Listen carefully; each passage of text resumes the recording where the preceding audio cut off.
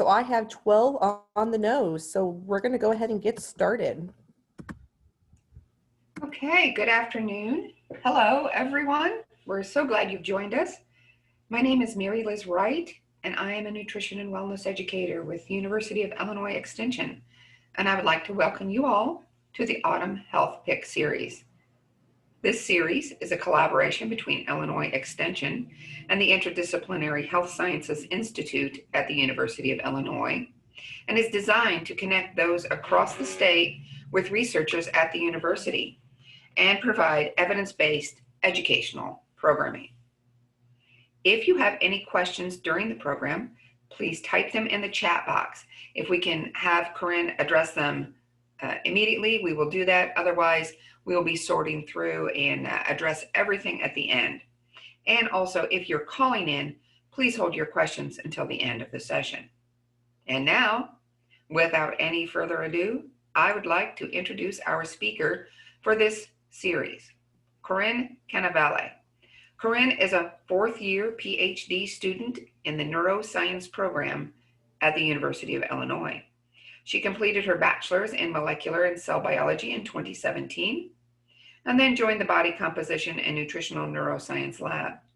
She currently studies the impact of metabolic changes associated with obesity and diet on the brain. And today, she will be talking to us about carotenoids. Corinne. Mary, I am going to stop you right there for a second. I just want to do a poll for demographics. This is completely voluntary, but it would be appreciated if you could. I am launching the poll now. So if the participants could fill this out.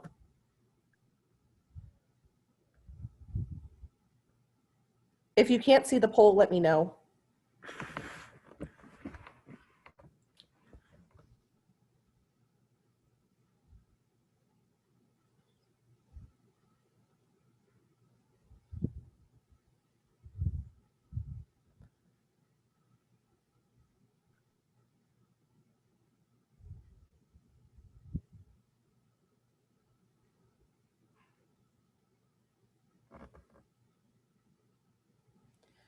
And then as we are filling out the poll, I would like to say, if you have signed up for continuing education credits, please fill out the form that I am going to put in the chat box.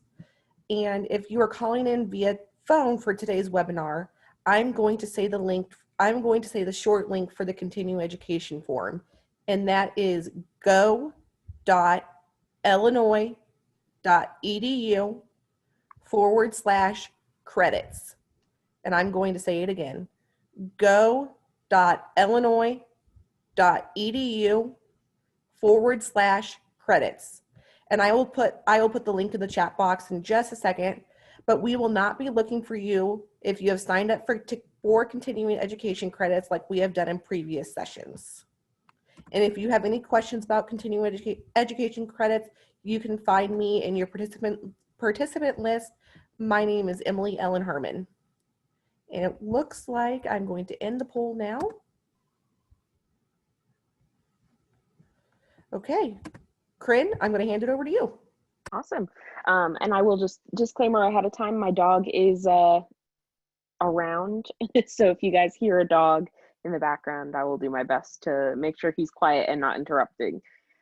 I did forget to do a introduction slide. So just a brief introduction. As Mary mentioned, my name is Corinne Cannavale. I am a fourth-year PhD student in the neuroscience program.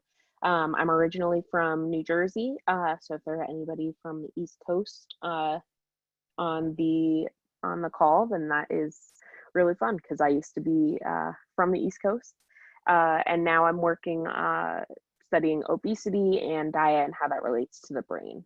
And so before we get started, I kind of just wanted to do a little question and see how many of you guys know about some of the molecules that color the plants, fruits and veggies that we experience in daily life. So anything that you can think of that would give the color, go ahead and put that in the chat and we'll see what you guys are saying for a couple minutes. Yeah, so carotene, that's one we're definitely going to talk about a lot today. chlorophyll, one we won't talk about as much, but will be relevant for something I talk about a bit later on. Carotenoids, yep. Lutein, yeah, lutein is probably my favorite one. But yeah, these are not something that I think we hear about all too often. And so that was kind of something that I wanted to bring up as we start, because kind of the main thing we can talk about when we're talking about carotenoids is the fact that they are these plant pigmentations. So there are a lot of different types of carotenoids, but they're found in a variety of fruits and vegetables, and they're basically what's going to be giving red, orange, yellow, and some green pigments to the color, to the fruits, vegetables, and other plants. And some of these can go on to form vitamin A, while others cannot, and we'll talk about that a bit on the next slide. But I first just wanted to talk a little bit about the breakdown of carotenoids and what that actually looks like. So there are two different types of carotenoids. There are carotenes, so like beta carotene and alpha carotene get their name from that. And then there are also another subsect called xanthophylls, and they have a few different properties within the body based on this this classification, but it mostly has to do with an oxygen versus like it's called a hydroxyl group, so an OH group that appears on the actual molecule. And this does have some difference in the coloring. So I colored the xanthophylls, they'll have this more yellow-green coloring, whereas the carotenes are what's going to bring you that orange and red. And there are some carotenoids, like I mentioned, that will go on to produce vitamin A. These are not exclusive to either the carotenes or xanthophylls. So you can see here that beta-cryptozanthin is one of the xanthophylls that will produce vitamin A later on. But also carotenes like beta carotene and alpha carotene will go on to perform or to create vitamin A. And this just has to do with some breaking down of the molecule into vitamin A. So I included a photo of beta carotene being broken down into vitamin A so that you guys could get a better view of what that actually would look like in the body. Carotenoids outside of the body are going to appear in a variety of ways in the world around us. So we have beta carotene, lutein, and lycopene are the three that I'm going to primarily touch on. In flamingos, you can see here we have like a baby flamingo next to a parent, and the parent obviously has this really bright, vibrant pink color, but the babies are actually born with like a grayish white coloring to their feathers and their skin, and this coloring comes from their diet. So carotenoids, I'll talk about later, will deposit in the skin, and so because of the algae and the shrimp that flamingos consume in their diet, they consume so much beta carotene that it's actually causing that coloration. So I think that's one really notable and cool way we can actually see them show up and express within our body or within the body of an animal. We also see all of these type carotenoids in leaves, specifically in the autumn, which is why I feel like this was really appropriate for this series. And so basically what happens is during this season, the leaves are kind of depleting their chlorophyll stores to reserve some energy. And chlorophyll is what's going to be that primary driver for plants to create energy from sunlight. And so as that chlorophyll depletes to maintain energy, you'll start to see the carotenoids showing through in the coloration of leaves. So you get that yellow, orange, and red from things like beta carotene, lutein, and lycopene. And this is also really pertinent for our diet, and is primarily what I'm going to be talking about today. So obviously there are fruits and vegetables that we can consume that have high levels of carotenoids, and we can visually see that with the color of the foods. So things like pumpkin, sweet potato, squash, tomatoes, really anything you can think of that is going to have any kind of color to it is going to have some carotenoids incorporated into them. And so I briefly wanted to touch on like some of the foods that you may or may not think of when you think of carotenoids. So I think the number one that always comes to mind for people is carrots. I think also because of the naming of them. And so you can see that carrots are going to be really high in things like beta carotene and alpha carotene, but they also do have some levels of lutein. But You can also see higher levels of lutein in foods that have a little bit more of that green-yellow coloring, so spinach and corn.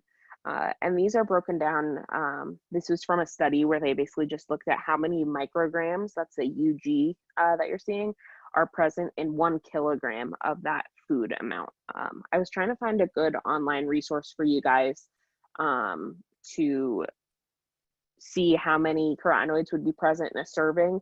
I think I found one. I just want to look at it a little bit more, but that's something I'm going to be sharing later on for you guys if you want to learn a bit more about how much of these carotenoids are actually in other foods that you're consuming.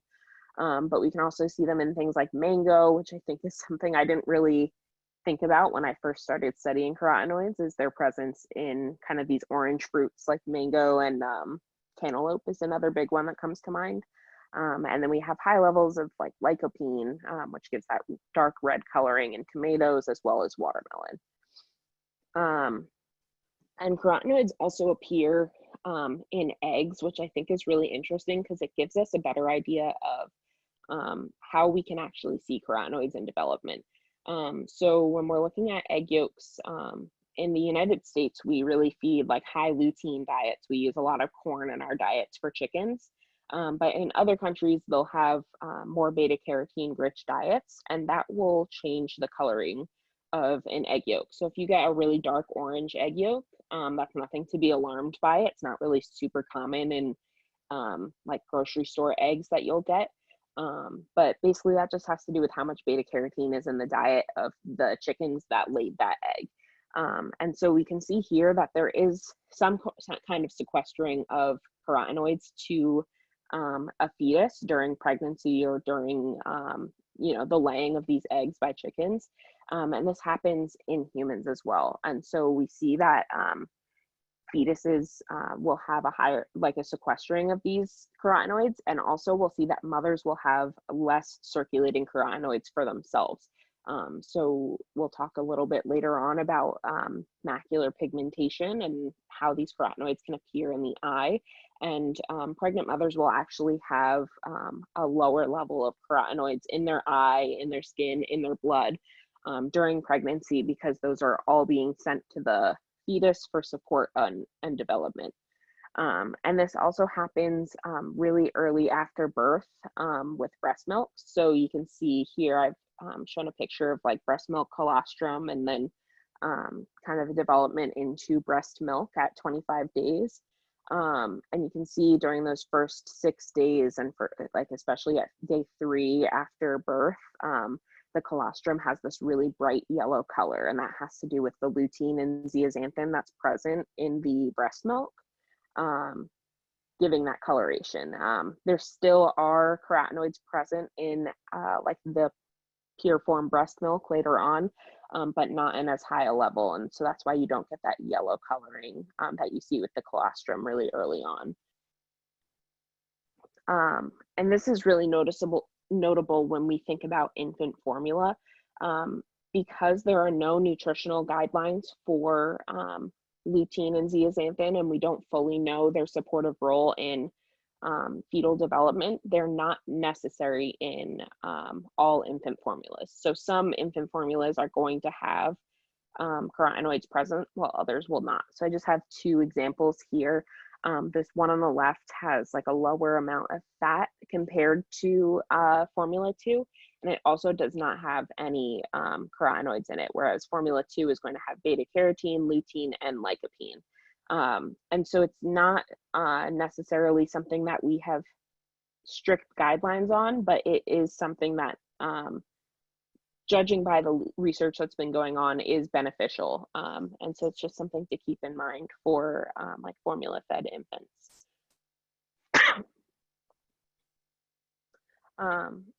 And then when we're thinking about how this actually absorbs, we can think about lutein as being a fat-soluble nutrient. So when I say fat-soluble, that basically has to do with how easily it's being absorbed in the body with other nutrients available for it. So basically a fat-soluble nutrient is going to dissolve in fat, but it's not going to dissolve in water. And so I included a chart from a study here excuse me, where they fed individuals either a supplement that had only lutein or a supplement that had lutein and DHA. And so you can see with this dotted line with the circle here at the top, this is the people who were consuming lutein and DHA together. With the triangles and the dashed line, those were the participants that were consuming just lutein alone. And on the y-axis here, we have how much of a change in their serum lutein they saw from the baseline appointment. So you can see here that with the lutein and DHA, they're actually going to get a higher level of lutein early on from that supplement. So you really want to be consuming these carotenoids in the presence of a fat to help your body better absorb that nutrition. And this is also noticeable because these nutrients can be stored in fat tissue. So I'll have a picture on a later slide, but if you've ever seen pictures of like human adipose tissue, it has that bright yellow coloring, and that's from the carotenoids being stored there. That also means that your body can have a little bit of a storage of these carotenoids. So if you're not getting them in your diet every day, your body has maintained a little bit of stores of carotenoids, whereas some other nutrients that are water soluble are going to be excreted through the urine relatively quickly, and so you need to keep supplying your body with further nutrients. And so here I just have a content warning over the fat tissue in case somebody does not want to see the fat tissue, but I'll go ahead and show it so that you guys can visually see all of the different places that we can see carotenoids absorbed in the body. So like I mentioned, fat tissue is going to sequester some of these carotenoids, and that's what will give it that yellow coloration. We can also see carotenoid absorption in the skin. And so this image here is, the syndrome is called, I believe, keratonesis, and it's basically when you're consuming really high levels of carotenoids. Sometimes you can actually visually see that in the skin coloration in the palms of your hands. And so you'll get this kind of orange coloring, yellow coloring of the skin if you have like really high consumption of carotenoids. We also see carotenoid absorption in central nervous system tissue. So the brain, the spinal cord, and then the retina and the eyes are included in that. And so here we can look at a human retina. So this red circle here is kind of like a image of the back of the eye, and where this circle here is called our optic nerve.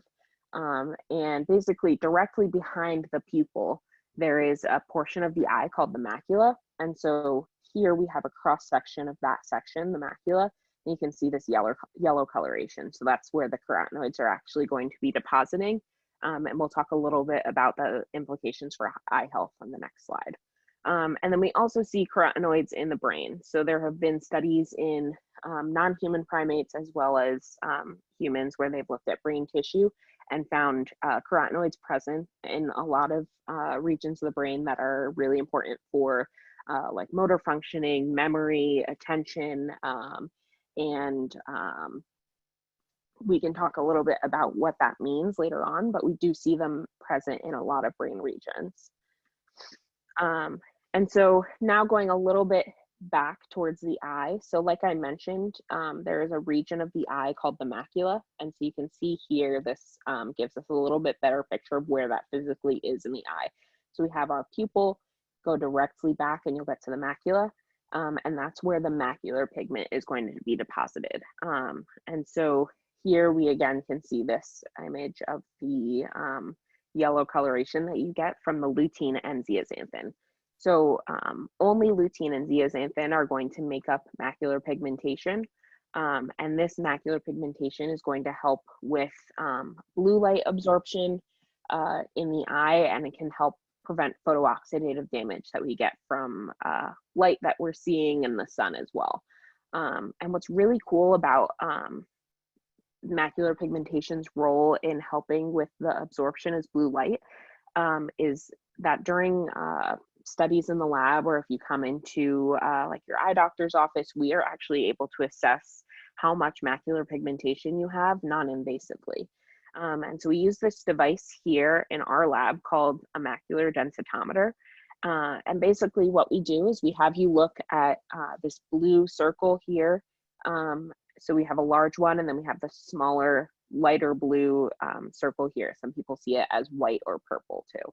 And so basically we will make that smaller circle flicker between two different wavelengths of blue light so that we can see at what point or at what speed between the flickering do you no longer see the disc moving between two different slightly different colors. And so then we can take a ratio of how quickly you see the stop to then get your macular pigmentation score. And so here I've just included a little infographic about macular pigmentation. So in the Midwest, the average is a little bit higher than the national average because of our high consumption of like corn and corn products. So the Midwest average for macular pigmentation is around 0.5, which is pretty good. And you can see here, this will basically help with how much of that like harmful blue light is going to be reaching your photoreceptors, which help with visual acuity. So you can see here with the higher levels of macular pigmentation, so closer to this value of 1, we're going to have a much higher visual protection than if you have like a macular pigment score of like a 0.2 or a 0.3, where you're only going to prevent about 50% of that light going through. And so it also has a lot of other health benefits beyond just blue light absorption. So if you have a high level of macular pigmentation, you can help prevent a lot of age-related blindness that goes on. So one of the more notable ones is this idea of night blindness. So this is a really good example of what somebody with night blindness would see, where they're just not able to pick up on contrast as well in low light conditions. And therefore it makes it really dangerous for like driving or just general living during the nighttime, because we're not able to see as well the contrast between different objects. There's also something known as age-related macular degeneration. So basically, as you get older, the macula of your eye, where those carotenoids are depositing, is going to thin, and that is actually the leading cause of blindness in the United States. And so when you have higher levels of macular pigmentation, you can prevent some of that degeneration of the macula and maintain eyesight. This is also really relevant as a more public health issue. So if you've ever heard of golden rice, this is basically a genetically modified rice that has been modified to have high levels of like beta carotene to help with vitamin A in populations, specifically in Africa, who are experiencing food insecurity and don't have as much access to these nutrients that are really beneficial for eye health. And so they've actually been implementing this in these food insecure communities where they have high levels of like vitamin A deficiency and blindness because of that.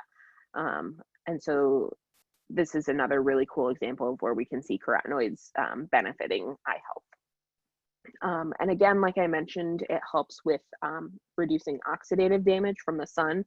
So we'll talk about oxidative damage a little bit later on, but basically it has some antioxidant properties to help reverse some of the damage that we'll get from the UV lights entering our eyes. And so, like I mentioned, we're going to talk a little bit about what an antioxidant actually is. So oxidative damage is really common. It happens during normal cellular processes, like when you're consuming food, when you're exercising, your cells have to go through how to use that energy. You get regular oxidative damage, and a lot of the times we have either nutrients available or other molecules available in our cells to prevent that. We also can get oxidative damage from UV rays from the sun, as well as carcinogens, like if we're smoking cigarettes. And like I mentioned, this occurs pretty naturally in our cells, and sometimes our cell is able to counteract that. But basically what's happening is during the process that creates energy for our cells, so this is called the electron transport chain up here, We're transporting electrons to create what a molecule known as ATP, and ATP is like our cellular energy. And when that occurs, our body will produce some byproducts. So electrons are one of those byproducts. We'll also have byproducts of oxygen, water, and sometimes hydrogen peroxide. And so when we're creating those byproducts, we mostly want them to look like this. So like water would be like H2O, oxygen, or hydrogen peroxide here. But sometimes when you have oxidative damage, too few or too many electrons get added on to these byproducts. And so you'll get these they're known as free radicals. And so they'll have an extra or a couple extra electrons there. And that will basically be an unstable molecule that will then go on to create further damage. And so with an antioxidant, what happens is you have this unstable free radical that was created through oxidative damage, and the antioxidant will donate an electron to help prevent that free radical from being unstable, and it will basically stabilize the molecule for you. And so feel free to ask me a little bit more. I know this is kind of a really biochemistry heavy topic, but I think a lot of people hear antioxidant and don't necessarily have any kind of background on what that means. And so I thought this would be a little bit helpful as we move forward with talking about how carotenoids can impact the body. And so this antioxidant property can expand beyond the eye. So there are a lot of benefits to the body outside of ocular health that are relevant to carotenoids.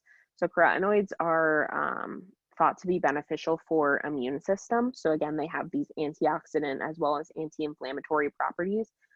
They also can help support the production in certain types of white blood cells, which can help benefit and strengthen our immune system. They're also thought to be helpful for cancer prevention.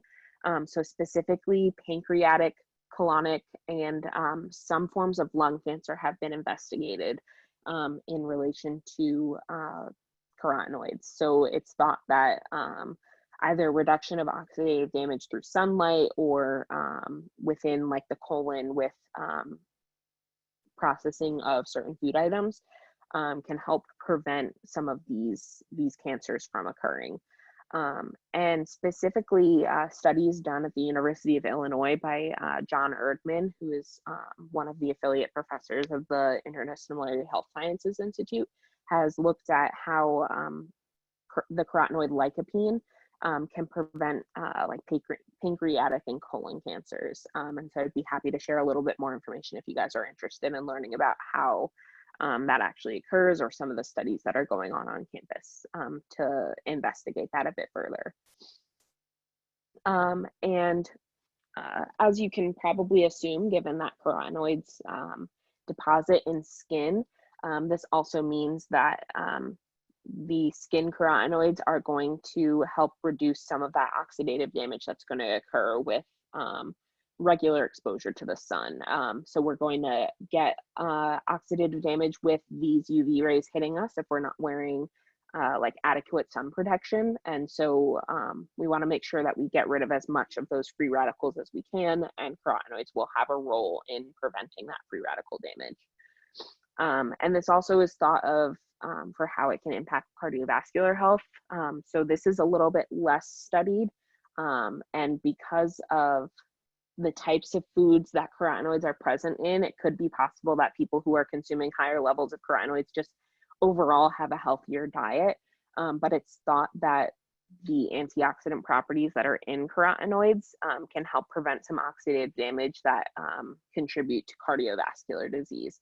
And so while we can't fully understand the mechanism that carotenoids alone play, we do know that diets that are high in these foods that contain carotenoids are going to help prevent some of that cardiovascular risk.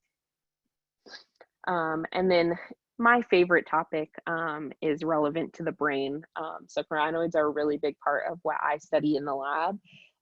And basically, because of the sequestering of these carotenoids in the brain, we think that the antioxidant properties that it has might play a role in preventing cognitive decline and helping support normal cognitive health. And so in this first study that I talk about here on this bullet point, they had, I think, around 100 adults in Georgia who were over 100 years old. They came into the lab and completed some cognitive assessments where they looked at attention, memory, and just overall intelligence scores. And they also took their macular pigmentation scores. So they had them complete the assessment with the device that I showed you earlier, where they're looking at that blue light flickering back and forth and getting that macular pigmentation score. After these participants passed away, they donated their brains to the study so that they were able to assess how many carotenoids were present in their brain tissues. And they found, first and foremost, that the macular pigmentation score that they received while they were still living was highly associated to the carotenoids that we're seeing in the brain. And so this is really useful for people like me who study children and younger adults who we can't obtain brain samples from. But we can get a useful surrogate with this macular pigmentation score since it is so highly related to what we're seeing in the brain. We can then use their cognitive data to see that there were a lot of correlations with their cognitive performance and the brain regions that had carotenoids. So for example, they found high levels of lutein being sequestered into the hippocampus, which is a brain region that is really responsible for our memory function. And people who had higher levels of macular pigmentation as well as carotenoids in the hippocampus also had better memory scores during their cognitive tasks. So while this is just correlational, we are able to see that there is some kind of relationship probably going on in these older adults. And because of this study and these data that they've collected, that has led to the pursuit of further intervention studies. So a lot of studies have now looked at supplementation of lutein in the presence of a fat, either through a supplement where they're just taking a pill every day, or a study that just recently concluded out of my lab. We actually fed 1 avocado a day to participants for 13 weeks. And with these studies, they usually see an improvement in lutein as well as other carotenoids circulating within the blood. And instead, some studies, they've also observed an improvement in their macular pigmentation score. And these are associated with improvements in executive control, attention, memory, and other measures of cognition. In childhood, we've also seen that there are correlations with macular pigmentation and these cognitive areas, as well as intelligence scores and academic achievement. And so we clearly, again, are seeing this relationship, and with some intervention work, we've seen that there is an effect of either carotenoids or the foods that contain carotenoids on cognitive areas. And again, it's thought that they may play an antioxidant role in the brain. It's also possible that they have some impact on gene expression in the brain. And so they can regulate the expression of certain proteins and certain molecules that might support better brain health and cognitive health to maintain that cognitive ability, those cognitive abilities longer throughout the lifespan and at a higher level.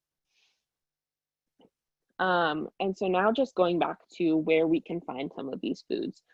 So carotenoids, like I mentioned, are present in any kind of fruits and vegetables that you can think of that have a coloration to them. Some fruits and vegetables are going to have higher levels than others. So like a carrot is going to have a much higher level of beta carotene than you would find in spinach. And that just has to do with how much is present in each one of those vegetables. So you want to make sure that you're consuming a varied amount of fruits and vegetables, and making sure that you're maintaining this throughout the year. So you don't have to be consuming the freshest, nicest vegetables all the time. You can get plenty of carotenoids through frozen, canned, or fresh fruits and vegetables. So I wanted to include some of my my favorite modes of getting these. So like frozen vegetables from your grocery store, which are very important, especially now with trying to reduce our number of trips to the grocery store. You're able to stock up a bit more with those frozen fruits and veg. One of my favorite snacks, some frozen mango, is going to have those high levels of carotenoids for you. Or you can go fresh and, go support some local farmers and get some of those fresh produce that are going to have high levels of carotenoids in them as well. And with Thanksgiving approaching, I wanted to just highlight some foods that are going to have carotenoids. So we see like beta carotene present in pumpkin, carrots, squash, sweet potatoes. We'll see lutein in things like Brussels sprouts, salads. If you make like guacamole, you'll have lutein and zeaxanthin there. And also lycopene in things like tomatoes, cranberries, and some of the other squashes that you can eat on Thanksgiving. And so just thinking about these as we go through our daily life and making sure that we're getting a good varied consumption of all types of fruits and vegetables so that we can get as much benefit from these nutrients as possible. And so I also wanted to just, as we finish up, include this resource. I think this is like a really great and accessible resource for people if they want to learn a little bit more about carotenoids in general, or how they can benefit human health. So if you Google carotenoids Oregon State, or follow this link here, and I can put that in the chat box. It's a really great resource if you want to learn a bit more about carotenoids, antioxidants, and I think they have some pages on some other nutrients if you're interested in things beyond carotenoids. But again, this is like one of my favorite resources to give out to people if they want to learn more. And then just looking ahead to next week, we're going to have my colleague Jonathan Cerna come in and talk a little bit about building budget-friendly meals and using some mobile apps to help with doing that. And then there is a survey. We are really striving to make sure that all of the content that we're giving to you guys is relevant and covers what you guys want to learn about. So filling out that survey really helps us in building content for the future to make sure that we are covering everything you guys want to know about. And so with that, I can take some questions, and I'm happy to go back to certain slides if you guys have more specific questions on that. Corinne, we had several good questions in the chat. Awesome. So a couple of different people asked the good question about, does the level of antioxidants and carotenoids change when the fruit or vegetable has been cooked? That's a great question. I don't know about like the antioxidant level in general. I do know that there are some foods that like the value of carotenoids may change depending on the certain preparation. So the one that comes to mind is like broccoli. I think there is a difference in like steaming broccoli versus cooking broccoli in oil and how that affects it. But overall, I don't think that this is something to be like very concerned about, rather than being trying to get the most out of that fruit or vegetable, just making sure that you're consuming a fruit or vegetable in any way is going to be useful for getting those nutrients. Very good. Just sharing, we had a couple of people who said they had either themselves or a family member had actually experienced the skin color change. So I thought that was interesting. Yeah, I just was looking through and I saw and then we had a question about mangoes. There was concern that they might be involved with allergies because they're in the poison ivy family. That's a good question. I've never heard anything about that, so that's something I would need to look into a bit more. I know some people have, like, I have sensitivity to mango, like on my tongue in a similar way to like pineapple, if you get that kind of tingling feeling. But yeah, I've never heard about it in the like poison ivy family, so that's something I'd need to look into a bit more. Right, and there were several questions about, is there a normal level they should strive for? Is there toxicity involved if they eat too much, other than the change in skin color? Yeah, that's a really great question. Yes. I think if you were to be consuming carotenoids at like an extremely high level, they might have like some levels of toxicity, but again, like I think that is too high to be consuming through a regular diet. And so I'm not sure like at what level there would be toxicity present, or if that toxicity would be like something of concern. There is no like recommended level. So like in like the dietitian world, they use this term like an RDA, which is the recommended dietary, like recommended adequate intake, or the recommended dietary intake for a nutrient. And because lutein and zeaxanthin and these other carotenoids haven't really obtained this kind of like essential nutrient status, they haven't really come up with recommendations on what like is a normal amount you should be consuming. In the lab, we tend to say around 0.5 for a macular pigmentation score is pretty good. And so that's what we've been going off of. But again, that's not something super accessible for others. But our recommendation is to just make sure that you're consuming carotenoids regularly in diet, consuming them with a fat so that you get that high absorption, and making sure that your diet is well varied in different carotenoids. Okay. And kind of along those lines, corn products you mentioned once. And so even the processed corn products, are they okay? For example, masa or tortillas or that sort of thing? Yeah, I think yes, because it's going to still have that yellow coloration to it. So anything that has like a ground up corn product is, I think high fructose corn syrup would be no, just because that's then being extracted from the whole food. But yeah, I think like masa is going to have some level of lutein.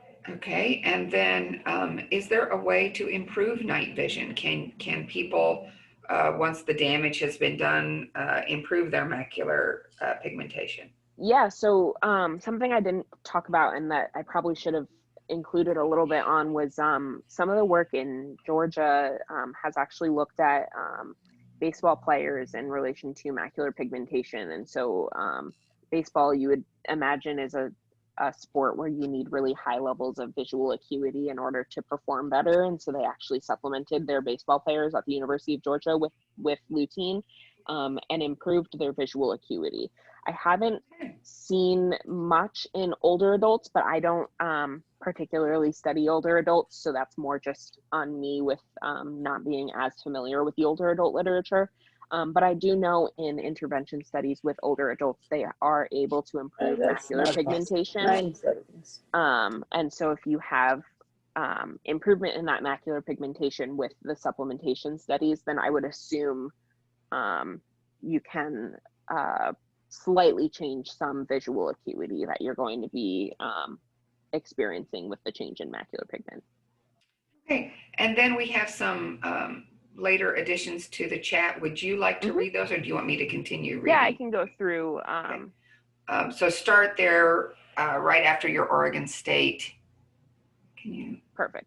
And I also was going to mention, so it looks like Kelsey just chimed into me privately. Mango skin contains the same oil as poison ivy. So I think that is what was the question, or that somewhat addresses the question that was being asked about mangoes. Let's see. Shirley asked, are all fat soluble vitamins a risk of overdosing? That would be something I'd need to look into a bit more. I'm not sure off the top of my head.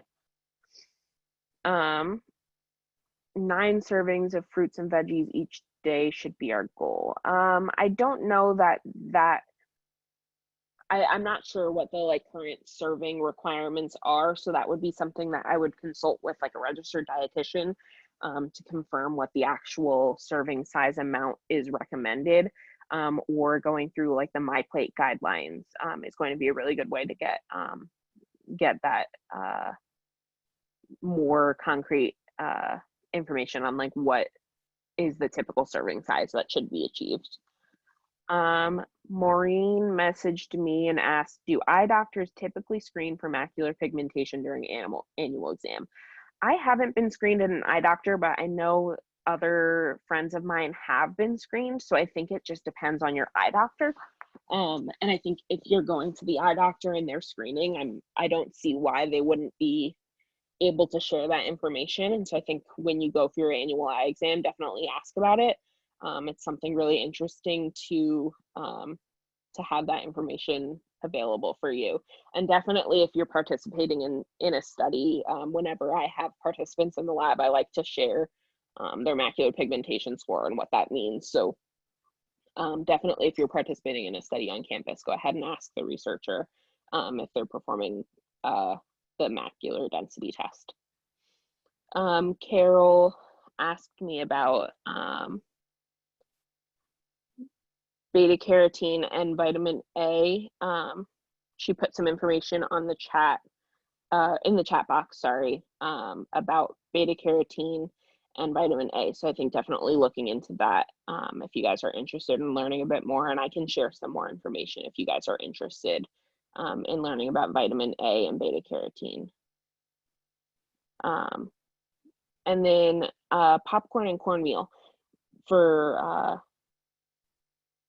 carotenoid presence. Yeah, so I think popcorn is a good question. I think yes, there should be some in there, but I would need to double check. But yeah, I mean, it's just dried corn, right? So it should. And then same thing with cornmeal, because it's just being ground up. It should also have some better. And then Usha asked, does sweet potato have any additional benefit than just the potatoes? Yeah, so like that orange coloring that you're getting from sweet potato is going to have that beta carotene present. So another notable example would be like broccoli versus cauliflower. Like cauliflower is not going to have like high levels of those carotenoids in the same way that broccoli would. So like sweet potatoes are really where you're going to find the carotenoids rather than just like a regular white potato. And then yeah, Kelsey also just mentioned for older adults, lutein supplementation is often what's prescribed for people with macular degeneration. So it can stave off some of those symptoms that we see with macular degeneration. And I think that's it for the questions that are in the chat box. So feel free to shoot any more questions in, and I'm happy to address those now, or if I'm not able to, I just save the chat to provide some additional resources for you guys later on for the questions that I wasn't able to answer.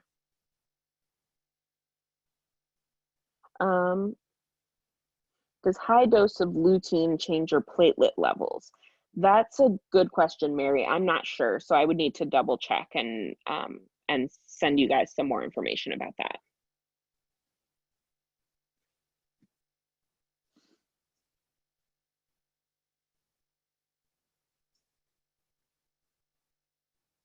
Oh, okay. It looks like Mary said that it happened to her, and it did. So that's something that I would need to look into and see if there have been any like widespread studies to address that. That's really interesting.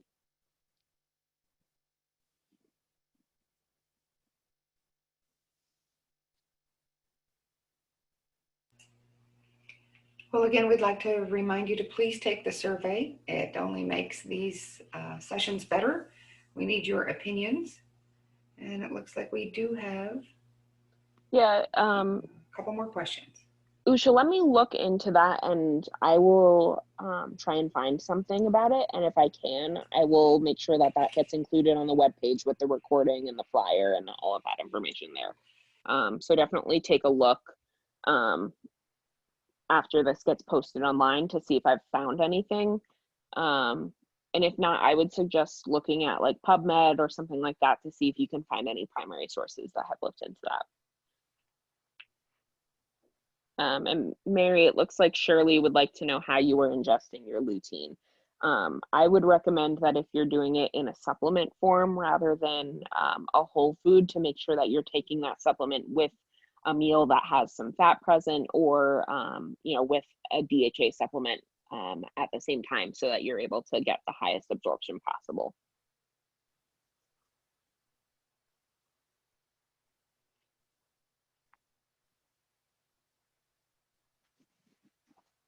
All right. Well, if there are no further questions, if there are no other questions, yeah. I'm just going to thank you, Corinne. This was a wonderfully informative program, and I think, judging by the interest we had in the chat box, people found it very beneficial. And thank you all for joining us.